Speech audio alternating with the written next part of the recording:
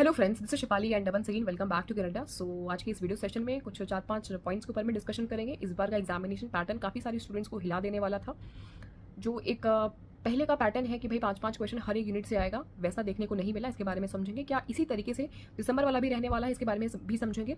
आपके results, cut off, merit और provisional answer की रिस्पॉन्स शीट, तमाम जो आप लोगों के मन में डाउट है उसको भी समझेंगे। साथ ही साथ में एमपी सेट के बारे में जो आपका 27 अगस्त को एग्जामिनेशन शेड्यूल है एमपी सेट का, उसके बारे में चीज़ों को समझेंगे। कौन कौन से स्टेट में सेट के एग्जामिनेशन होते हैं, सेट और नेट दोनों में डिफरेंस क्या है, किस तरीके से हमें प्रिपरेशन करनी है, और आपके स्टेट में सेट एग्जामिनेशन होता है या नहीं ये भी मैं आपको बता दूंगी। तो वीडियो काफ़ी इन्फॉर्मेटिव होने वाली है, लास्ट तक देखिएगा ताकि आपके जो डाउट्स हैं वो क्लियर हो जाए। सबसे पहले तो मैं आपको ये बता दूं कि जो आपके माइंड में चल रहा है कि मैम पैटर्न चेंज हो गया एग्जामिनेशन का और इस बार तो बहुत ही दूसरे ग्रह से प्रश्न आ गए हैं, तो ऐसा बिल्कुल भी नहीं है। दूसरे ग्रह के प्रश्न आपको इसलिए लग रहा है क्योंकि आपकी तैयारी आपने पता नहीं किसी दूसरे ग्रह में जाकर शायद बैठ के करी होगी। तो बजाय दोष प्रश्न पत्र में निकालने का खुद में ढूंढने का प्रयास करिए कि आपने क्या उस लेवल से तैयारी करी है। देखिए, गलती आपकी भी नहीं है, कारण क्योंकि वैसे तो यूडीसी हर साल 2 बार एग्जाम कराती है, एक तो आपका जून में, दूसरा दिसंबर में। अब इस साल क्या हुआ, कोविड की वजह से साइकिल को ठीक करने के लिए इन्होंने 3 बार एग्जाम करा लिया। कौन कौन सा, एक तो फरवरी वाला जो मार्च तक चला, दूसरा अभी हो रहा है, और तीसरा आपका दिसंबर में होने वाला है। तो लिमिटेड टाइम में, बिल्कुल लिमिटेड टाइम में इनको प्रश्न पत्र बनाने हैं, रिस्पॉन्स शीट भी शो करनी है। अब ये क्वेश्चन लाए भी तो लाए कहाँ से, 10 यूनिट है पेपर 1 की अगर मैं बात करूँ तो यूनिट तो लिमिटेड है ना, और लिमिटेड यूनिट से कितने प्रश्न उठाएंगे। और ये करा भी परीक्षा रहे हैं 8 से 9 शिफ्ट में, और हर दिन 2-2 शिफ्ट में, यानी कि लगभग 18 से 20 शिफ्ट में परीक्षाएं हो रही हैं। तो सवाल कहाँ से आएंगे, सवाल तो लिमिटेड है ना, तो सवाल को इनको तोड़ना और मरोड़ना पड़ेगा, ट्विस्ट करना पड़ेगा। और इसी ट्विस्टिंग के चक्कर में सवाल ये पूछ रहे हैं आपसे इनडायरेक्ट, माने स्टेटमेंट और एजर्शन के फॉर्म में, एजर्शन और रीजन के फॉर्म में। अब आपको लग रहा है कि मैम पेपर तो बिल्कुल आउट ऑफ द बॉक्स आ गया, ऐसा नहीं है। पेपर आपका बिल्कुल इन द बॉक्स है, विद इन द सिलेबस है। कर वही पा रहे हैं जिनकी पढ़ाई बिल्कुल कंसेप्चुअली इन डेप्थ हुई है, जो सवाल को सही तरीके से समझ के उसका जवाब दे पा रहे हैं। ठीक, तो इसमें गलती मैं आपकी कहूँ कि आपके एंड से उतनी मुश्किलात आपने डिटेल में पढ़ाई नहीं करी है, या इंडिया कराई रहा है एग्जामिनेशन मल्टीपल शिफ्ट में। देखिए, वो भी अपनी जगह सही है, आप भी अपनी जगह सही हो, लेकिन क्या है कि आप इस चीज़ का रोना तो रो नहीं सकते ना, हमें तो अपने ऊपर तैयारी करनी पड़ेगी। और वो कैसे करना पड़ेगा, वो ऐसे कि आप लोग जितना ज़्यादा प्रीवियस ईयर लगा रहे हो, या जो भी आप लोग स्टडी कर रहे हो, जो भी आप लोग कॉन्सेप्ट को पढ़ रहे हो, इन डेप्थ पढ़िए, चीज़ों को अच्छे से रिवाइज करिए ताकि वो आपके दिमाग में रहे। प्रीवियस ईयर करने से क्या होगा कि जितना आप ट्विस्टेड क्वेश्चन की प्रैक्टिस कर लोगे, जितना आप मजे हुए रहोगे, बिल्कुल अलग अलग प्रकार के प्रश्न आप किए रहोगे, तो उस तरीके से या उससे मिलते जुलते प्रश्न आएंगे, तो आप उसका जवाब की देने की जो पॉसिबिलिटी है वो ज्यादा सही होने की पॉसिबिलिटी वो ज्यादा हो जाएगी। तो हमें इस पे काम करना है। अब आपके मन में ये सवाल होगा कि मैम क्या दिसंबर वाला भी ऐसे ही होगा क्या? बिल्कुल ऐसे ही होने वाला है, क्योंकि वो भी मल्टीपल शिफ्ट में होगा, मल्टीपल डेज में एग्जामिनेशन होगा। 10 यूनिट है, एक ही यूनिट से कितने सवाल बनेंगे, क्योंकि भाई अलग अलग शिफ्ट में एग्जामिनेशन हो रहा है ना, तो भाई एक यूनिट में तो लिमिटेड कंटेंट है ना, कंटेंट को बढ़ा नहीं सकते, टॉपिक को बढ़ा नहीं सकते, तो सवाल ही ट्विस्ट करेंगे। इसके पीछे एक रीजन ये भी है क्योंकि 10 लाख से भी ज्यादा कैंडिडेट अप्लाई करते हैं यूडीसी नेट के लिए। तो अब आप सोचिए कंपटीशन कितना ज्यादा है। अब इस कंपटीशन का जो बार है, इसमें एक स्टैंडर्ड, एक मेरिट जो है, जो ये बनाते हैं, उस मेरिट तक या जो आपके लिए निर्धारित किया गया कि आपको 40% मिनिमम चाहिए पेपर में, पेपर 2 में, उसके बाद आपकी जो सब्जेक्ट की मेरिट बनती है उसी के आधार पर आपका 6% का सिलेक्शन होगा। बात समझ में आई? तो ये कुछ चीजें हैं जो आपको आपके माइंड में रखनी है कि कंपटीशन हाई हो रहा है, यूनिट लिमिटेड है, 10 यूनिट, 5-5 प्रश्न बनने हैं, मल्टीपल शिफ्ट में है, तो इनके पास में कोई विकल्प ही नहीं है कि क्वेश्चन को ट्विस्ट एंड टर्न करे बगैर आपसे सवाल पूछे। प्रश्न पत्र आसान नहीं आने वाला। आप सोचे कि सिर्फ एक लाइन में सवाल पूछे, उसका आप जवाब दे दें डायरेक्ट क्वेश्चन, तो पॉसिबल नहीं है। करना क्या है, आपको हार नहीं माननी है। और जैसा कि मैंने आपको बताया कि 6% लोगों का सिलेक्शन होता है ओवरऑल, जो कि एक एनटीए का है, सब्जेक्ट वाइज ऐसा सिलेक्शन होता है। तो पैटर्न आपका बिल्कुल चेंज नहीं होगा, इसी पैटर्न पे ही प्रश्न आएगा। कंसेप्चुअली खुद को स्ट्रॉन्ग करिए। पेपर 1 और पेपर 2 की अगर मैं बात करूं तो मैं खुद भी आप लोगों को पढ़ाती हूँ, इसलिए मुझे मालूम है। हालांकि जो आप लोगों की तरफ से फीडबैक आया है, क्वेश्चन पेपर्स जो आप लोगों ने शेयर किया है, मेमोराइज क्वेश्चन जो आपने मुझे बताए हैं, कोई भी ऐसा सवाल नहीं था जो कि आउट ऑफ द बॉक्स हो, सब इन द बॉक्स था। तैयारी हमारी उस तरीके से नहीं थी क्योंकि फरवरी में एग्जामिनेशन हुआ और हमें सिर्फ 1.5 से 2 महीने का ही वक्त मिला। वापस से जून एग्जामिनेशन हो गया क्योंकि मार्च में फॉर्म्स आ गए और तमाम चीज़ें, मार्च तक इनके एग्जामिनेशन ही चले थे फरवरी वाले। तो समय के अभाव की वजह से हमारी प्रिपरेशन अच्छी नहीं हो पाई, जिस चीज़ को हम नेक्स्ट साइकिल में कवर करने की कोशिश करेंगे। इसके अलावा इस महीने के लास्ट में, यानी कि जून के लास्ट में, आप सभी के प्रोविजनल आंसर की और रिस्पॉन्स शीट आप लोगों को दिखा दिया जाएगा।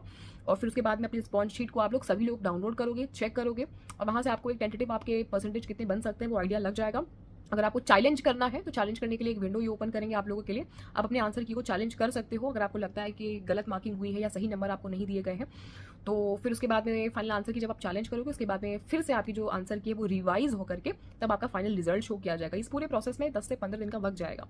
तो इसलिए जुलाई के मिड में आप ये उम्मीद कर सकते हैं 15 से 20 जुलाई के आसपास आपके जो रिजल्ट है वो आ जाएंगे, और उसी के कुछ 10-15 दिन बाद, 20 दिन के बाद में आप सभी की स्कॉलरशिप की जो लिस्ट है वो आपको शो की जाएगी। मनफ की, SC ST OBC की, PWD की, जो भी आपकी स्कॉलरशिप बनती है वो शो की जाएगी।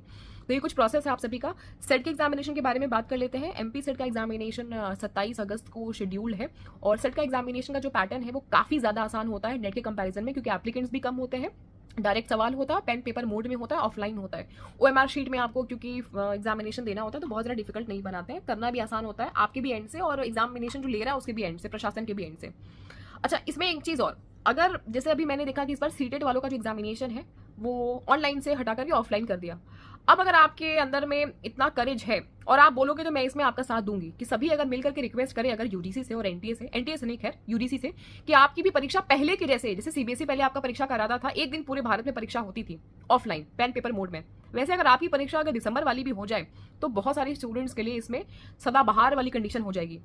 अच्छा, इसका बेनिफिट ये है कि पहले तो जो आप लोगों को दूर दूर भेज दिया जाता है, कहीं आपसे 300-400 किलोमीटर दूर, ऐसा नहीं होगा, वो आपके आसपास ही आपको सेंटर मिल जाएगा। क्यों? क्योंकि जब ऑफलाइन परीक्षा होती है तो स्कूल्स में, कॉलेजेस में होती है, सिस्टम की रिक्वायरमेंट नहीं होती है, तो हमें आसपास सेंटर मिल जाता है, एक हेडेक नहीं रहता है। हाथ में प्रश्न पत्र पढ़ना और स्क्रीन पे प्रश्न पत्र पढ़ना, दोनों में अंतर हो जाता है, तो वहां पे वो सुविधा मिल जाती है। लेकिन एक इसका डीमेरिट भी है कि OMR शीट में अगर आपने गोला कर दिया तो आप उसको हटा नहीं सकते। अब ऑनलाइन में आपको सुविधा ये मिल जाती है कि आप अपने आंसर को चेंज कर सकते हो, तो दोनों ही चीजें हैं।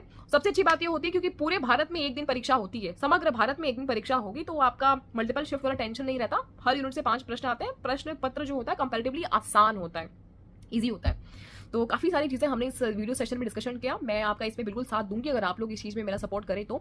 सब लोग मिल करके अगर मेल करें, ट्विटर पे ट्वीट करें NTA को, तो आप लोग जरूर से इस वीडियो के कमेंट सेक्शन में मेरे सुझाव के बारे में बताइएगा कि क्या वास्तव में पेपर ऑफलाइन होना चाहिए। तो हम लोग मिल करके इस चीज़ के लिए जरूर से ट्विटर पर ट्वीट करेंगे, और दिसंबर वाला परीक्षा जरूर से आपका ऑफलाइन हो सकता है, क्योंकि अभी सीटेट वाला भी हुआ है तो पॉसिबिलिटी है। सीटेट का एग्जामिनेशन पिछले 2 साल से ये करा रहे हैं ऑनलाइन, पहले ऑफलाइन होता था। हमारा भी एग्जामिनेशन पहले ऑफलाइन ही होता था, CBSE कराता था, जब से NTA ने कराया तब से पूरी भसड़ मची हुई है। तो कुल मिलाकर के आपके हित की बात है, सोच के कमेंट में अपना जवाब दीजिएगा। बहुत सारे लोगों के लिए ये अच्छा भी है, कुछ लोगों के लिए बुरा भी हो सकता है।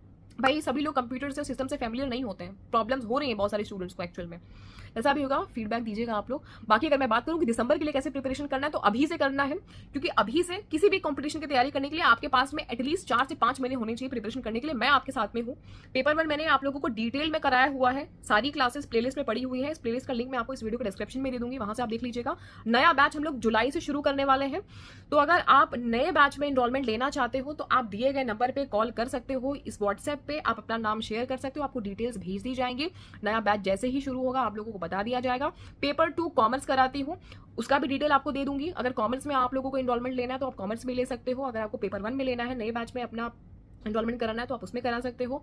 बाकी फ्री में जितना कंटेंट मेरे एंड से पॉसिबल है ऑलरेडी मैंने करा दिया, आप चाहे तो उसको भी देकर के प्रिपरेशन कर सकते हो, कोई इशू नहीं है। तो इस वीडियो में सिर्फ इतना ही। होपफुली कि आपको ये वीडियो इन्फॉर्मेटिव लगी होगी। अधिक से अधिक इसको शेयर करिएगा, जरूर से कमेंट सेक्शन में अपने राय को बताइएगा। कोई और डाउट होगा तो आप पूछ लीजिएगा। वीडियो अगर आपको जेन्युइनली पसंद आई तो जाते जाते लाइक करके जाइएगा, शेयर करिएगा, सब्सक्राइब करना मत भूलिएगा। बताते चले कि UGC नेट की complete preparation free of cost अपने इसी चैनल पर मैं आप सभी लोगों के लिए कराती हूँ। पेपर 1 और paper 2 commerce, structured wise, unit wise, topic wise classes. कोई वैकेंसी आएगी, कोई अपडेट आएगा तो मैं इसी तरीके से आप लोगों को ऑथेंटिकेशन के साथ में शेयर करती हूँ। Wish you all the very best and get success.